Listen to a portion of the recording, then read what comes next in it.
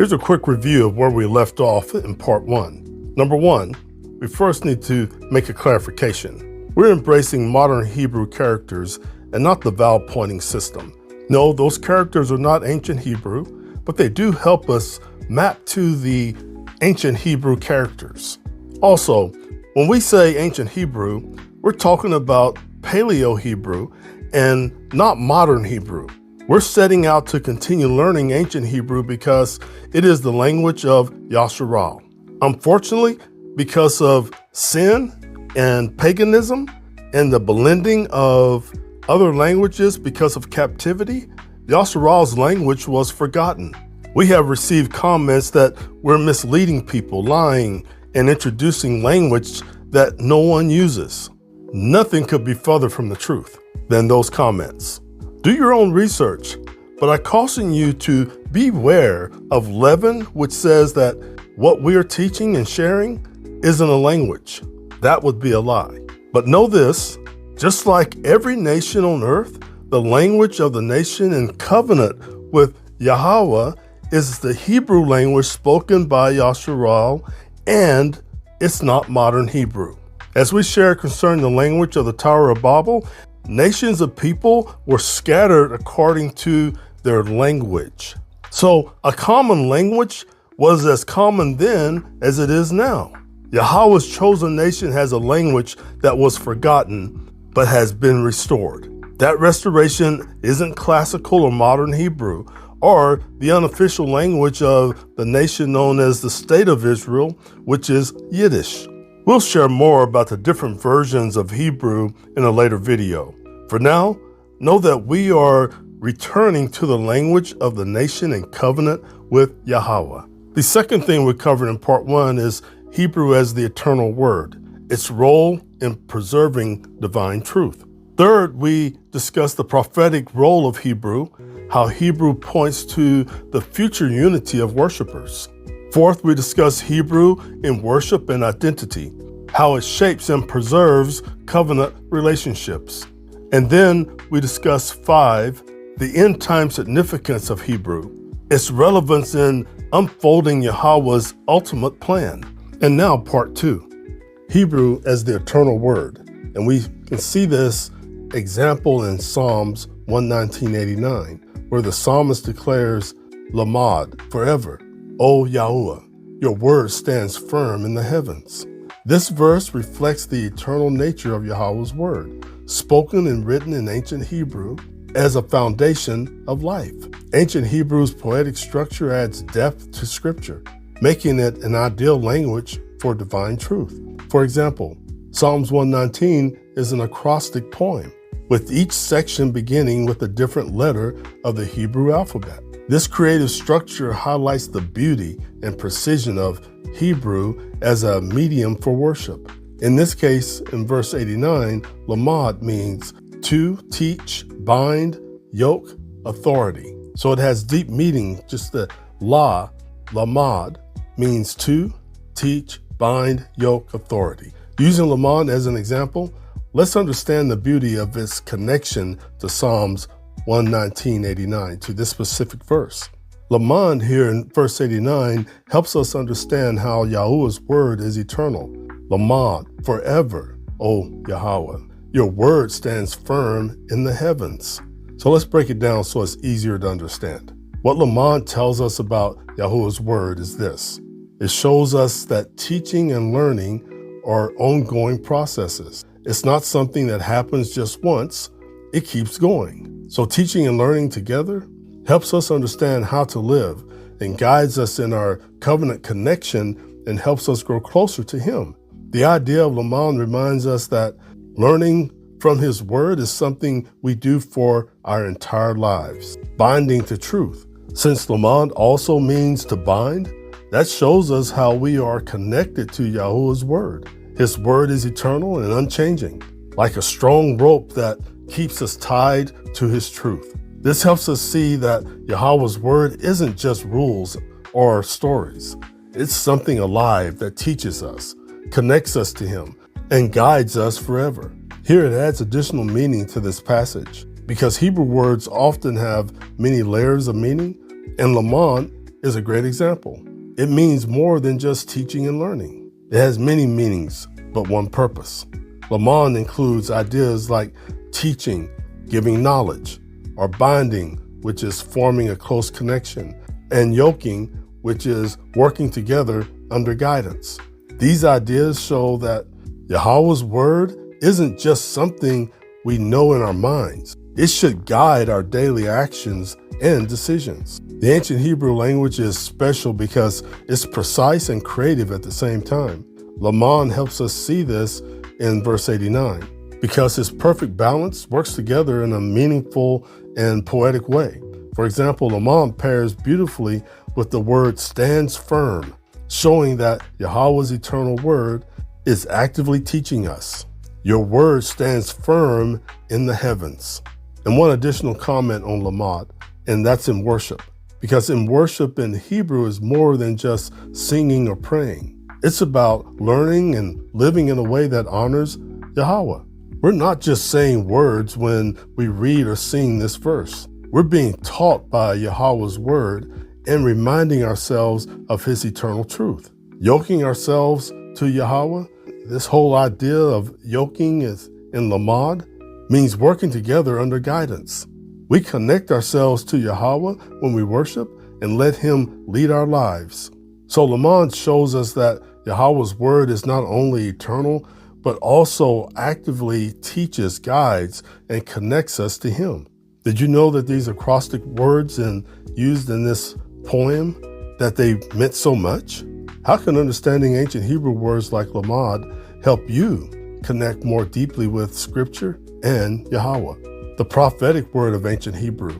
We can find this in Isaiah 19:16 through 18. Isaiah speaks of a time when foreign nations such as a figurative Egypt will speak the language of Canaan, which is Hebrew. So 19, beginning with verse 16, says this: In that day Mizraim shall become like women, and tremble in fear because of the waving of the hand of Yahawah of hosts, which he waves over it. And the land of Yahawah, or Judah, shall be a fear to Mizraim, Egypt, mythical Egypt, or figurative Egypt. Everyone who mentions it fears for himself because of the counsel of Yahawah of hosts, which he has counseled against it. In that day 5 cities in the land of Mizraim shall speak the language of Canaan and swear by Yahawah of hosts. One is called the city of destruction. This prophecy reflects the future restoration of ancient Hebrew as a language of worship and allegiance to Yahawah. Similarly, Zephaniah 3:9 prophesies of a pure language that will unite all people in worship. And it reads, For then I shall turn unto the people a clean lip, or a pure language, so that they all call on the name of Yahawah, to serve him with one shoulder, or with one consent. Ancient Hebrew is a pure language with deep covenantal roots. It symbolizes a future where humanity is unified in serving Yahawah.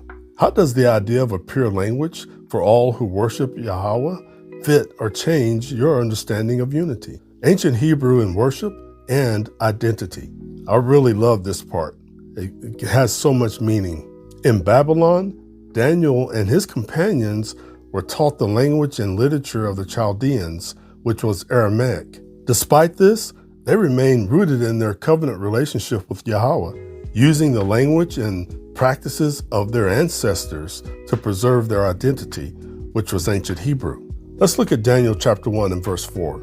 Young men in whom there was no blemish, but good-looking, having insight in all wisdom, having knowledge and understanding, learning, capable to stand in the sovereign's palace, and to teach them the writing and speech of the Chaldeans. Again, that's Aramaic. Just like we see that names are important in our relationship with Yahawah, language is also an identifier of heritage and identity.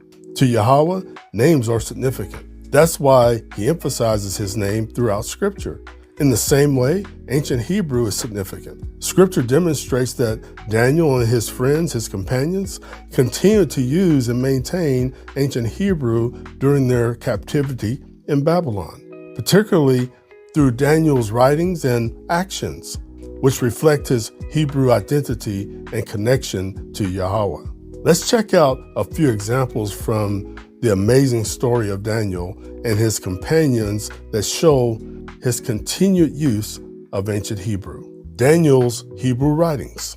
The book of Daniel itself is evidence that Daniel maintained his ancient Hebrew language skills while in Babylon. Did you know that the book is written in 2 languages? So it's written in ancient Hebrew, Daniel chapter 1, verse 1 through chapter 2, verse 4a, and again in chapter 8, verse 1 through chapter 12, verse 13. But in the middle of that, it's also written in Aramaic, Daniel chapter 2, verse 4b through chapter 7, verse 28. Did you know that? It's written in 2 different languages. The use of Hebrew in the latter chapters is prophetic and focuses on Yahawah's future. And it focuses on Yahawah's future because Daniel and his companions were from the tribe or from the southern kingdom of Yahawah, of Judah. It shows that Daniel deliberately chose ancient Hebrew to preserve these divine messages for the Hebrew-speaking remnant of Yahawah's people. By continuing to write in Hebrew, Daniel demonstrated his dedication to his covenant relationship and role as a prophet to the people of Yahawah, even while immersed in Babylonian culture. We see where Daniel even prayed in ancient Hebrew. In Daniel 9, verses 4 through 19, he prays a heartfelt prayer of confession and petition on behalf of his people. This prayer reflects the deep connection of Yahawah's covenant and commandments, which were written in ancient Hebrew. While the language of the prayer isn't explicitly stated, the covenant terms and references suggest that he prayed in ancient Hebrew, the sacred language of the Torah and worship. Let's read verse 4. I prayed to Yahawah my Elohim and made confession, saying, O Yahawah, the great and awesome Elohim, who keeps covenant and steadfast love with those who love him and keep his commandments. Praying in ancient Hebrew would have allowed Daniel to remain spiritually connected to his heritage and the covenant with Yahawah, even in a foreign land. Daniel speaks Hebrew while maintaining covenant identity. Daniel's actions and speech throughout his captivity show that he remained committed to his Hebrew identity and the worship of Yahawah. We also see where he refused to defile himself. Beginning with verse 8 of Daniel chapter 1, but Daniel laid it upon his heart that he would not defile himself with the portion of the sovereign's food, nor with the wine which he drank. So he asked permission from the chief of the eunuchs not to defile himself. This showed his absolute commitment to Torah dietary laws. So he wasn't going to eat shrimp. He wasn't going to eat any type of shellfish. He wasn't going to eat fish without scales and fins. He wasn't going to eat pork or rabbit, frogs, frog legs, alligator. He wasn't going to eat anything that would defile him and cause him to go against his dietary laws or the dietary laws of Torah. And Elohim granted Daniel loving commitment and compassion from the chief of the eunuchs. But the chief of the eunuchs said to Daniel, I fear my master, the sovereign, who has appointed your food and drink. For why would he see your faces looking worse than the young men who are your age? Then you would make my head guilty before the sovereign. And Daniel said to the overseer whom the chief of the eunuchs had set over Daniel, Chaniah, Maashal, and Azariah, please try your servants for 10 days, and let them give us vegetables to eat and water to drink. Then let our appearances be examined before you, and the appearances of the young men who eat the portion of the sovereign's food, and do with your servants as you see fit. And he listened to them in this matter, and tried them for 10 days. And at the end of 10 days, their appearances looked better and fatter in flesh than all the young men who ate the portion of the sovereign's food. And it came to be that the overseer took away their portion of food and the wine they were to drink, and gave them vegetables. When Daniel refuses the king's food and wine, he likely communicates his reasons in Hebrew and Aramaic, asserting his commitment to Torah dietary laws. His decision reflects his adherence to the Torah, which was written in ancient Hebrew. We also see where Daniel prayed toward Jerusalem in Daniel 6:10. And Daniel, when he knew that the writing was signed, went home, and in his upper room with his windows open toward Yasharahla, he knelt down on his knees 3 times a day and prayed and gave thanks before his Yahawah as he had done before. Daniel prayed 3 times a day facing Jerusalem, likely in ancient Hebrew, which is deeply rooted in covenant worship practices. This act reinforced his connection to Yahawah's covenant with Yasharahla. Daniel's use of Hebrew terms in names and visions. Even while living in Babylon, Daniel continued to use Hebrew names and terms. For example, Belshazzar, which is the name that was given to him, versus Daniel. We see this in Daniel chapter 1, verse 7. And the chief of the eunuchs gave them names, for he called Daniel Belshazzar, and Hananiah Shadrach, and Mishael Meshach, and Azariah Abednego. Although Daniel was given a Babylonian name, Belshazzar, he is consistently referred to by his Hebrew name. This signifies his resistance to full assimilation into Babylonian culture. Assimilation is a key tactic of the enemy of Yahawah. History shows us that this is the case with the assimilation of Yahawah into Christianity via the transatlantic slave trade and into Islam via the Arab slave trade. The names of these men of Yahawah were changed to honor Babylonian deities by the chief official of Babylon. All 4 of their given names had meanings connected to their covenant relationship with Yahawah. But upon arrival in Babylon, their names were changed. Belshazzar means Bel protects his life, or Lord of the straitened treasure.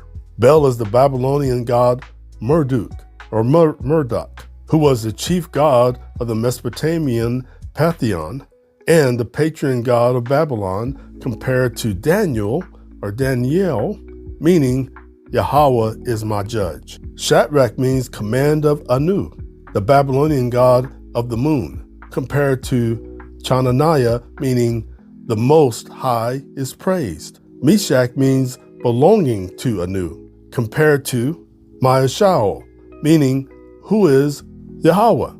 Abednego means servant of Nebo, the Babylonian god of wisdom, learning, writing, and scribes, compared to Azariah, which means Yahawah has helped. Their Hebrew names represent and honor Yahawah. Their names were changed to encourage them to forget Yahawah and the practices of their homeland and conform to the ways and gods of Babylon. We see the same name strategy employed during the transatlantic slave trade. But unlike the transatlantic slave trade, where Yahawah were forced to change their names, Daniel and his friends didn't conform. However, just like the transatlantic slave trade and the Arab slave trade, this was an attempt that forced assimilation.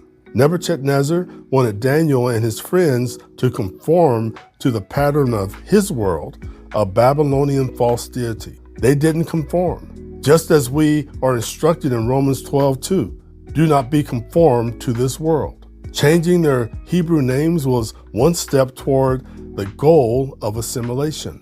So here's a question for you. As you listen to the significance of the ancient Hebrew language, letters, and words, why do you think Ashpenaz, the master of the Babylonian eunuchs, changed the Hebrew names of the children of Yahawah? While scripture doesn't explicitly state that Daniel spoke Hebrew in Babylon, his writings are in ancient Hebrew. His prayers are rooted in covenant belief, and his adherence to the Torah strongly suggests that he continued to use and preserve the ancient Hebrew language. By doing so, Daniel maintained his identity as a servant of Yahawah and a prophet to Yahawah, even in the heart of a foreign empire. Let's read another powerful story in Nehemiah chapter 13, 23 through 26. In those days, I saw Yahawah, who had married women of Ashdod, Ammon, and Moab, and half of their children spoke the language of Ashdod and could not speak the language of Yahawah.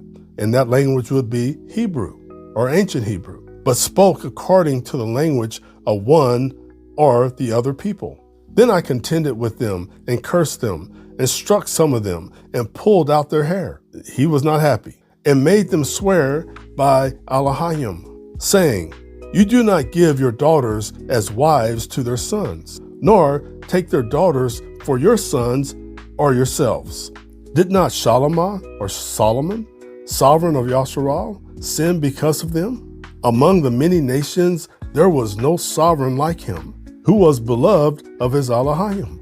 And Elohim made him sovereign over all Yasharahla. Even him foreign women caused to sin. In Nehemiah's time, the loss of ancient Hebrew among some children of Yasharahla represented a cultural and spiritual crisis. Nehemiah's passionate response underscored the importance of ancient Hebrew as a marker of covenant identity. Without it, future generations risk losing their connection to Yahawah and his commandments. And we have certainly seen that play out through our generations. So what can you do to ensure the principles of covenant relationship are passed down without compromise? Hebrew in the New Testament. Even in the Roman Empire, ancient Hebrew held significant cultural and spiritual importance. We see this in John 19:19 and 20. And Pilate wrote a title too and put it on the stake. And it was written, Yahawah of Nazareth. Many of the Yasharahla therefore read this title, for the place where Yahawah was impaled was near the city. And it was written in ancient Hebrew, in Greek, and Roman. The inscription on the stake, written in ancient Hebrew, Greek, and Latin, highlighted Hebrew's role as the language of Yahawah's covenant people. Paul's use of Hebrew to address a crowd in Jerusalem calmed tensions and connected him with his audience. And we see this in Acts 21:40 as well as 22:2. So 21:40 reads like this. And having given him permission, Shaul, which is Paul, standing on the stairs, motioned with his hand to the people. And when there was a great silence, he spoke in the ancient Hebrew language, saying, and then in verse 22, or chapter 22 and verse 2, and when they heard that he spoke to them in the ancient Hebrew language, they kept great silence, and he said. So in both of these cases, it doesn't have ancient in the verse here, but modern Hebrew didn't exist. So that's the reason why I've inserted ancient here to emphasize which language was being used. This demonstrates how ancient Hebrew was a language and a symbol of shared heritage and respect. What are your thoughts about the unifying power of a shared covenant language? End time significance of Hebrew.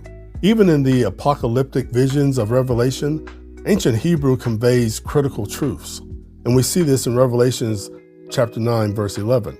And they have over them a sovereign, the messenger of the pit of the deep, whose name in Hebrew is Abad.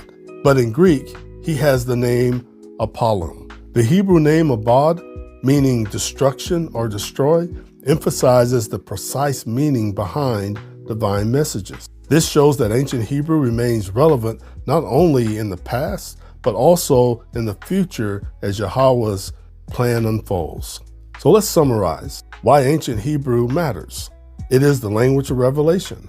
Ancient Hebrew was the original language of creation, the Torah, prophets, and writings, carrying divine truth. It also carries the preservation of identity. It maintained Yahawah's covenant identity amidst foreign influences in Babylon. It is a medium of worship. Ancient Hebrew was the language of prayer, psalms, and temple practices. It also had prophetic fulfillment. Its role in prophecy reflects its spiritual importance as a language of unity. How do you see learning and understanding ancient Hebrew improving your relationship with Yahawah and His Word? If you enjoyed this deep dive into the importance of ancient Hebrew, don't miss out on our next video, where we explore the hidden meanings behind ancient Hebrew names. Be sure to subscribe, like, and share this video with others who seek a closer walk with Yahawah. Also, check out the link in the description to our ancient Hebrew resource that we've created to help us learn the language of creation. And there are other resources that you can find on the internet on Paleo-Hebrew and learning the language. But this is our particular resource that we put together to help us understand and begin to learn the language more deeply. Shalom.